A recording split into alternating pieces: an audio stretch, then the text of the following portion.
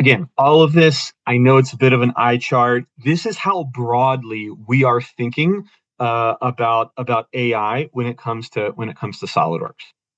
Now, this is our roadmap.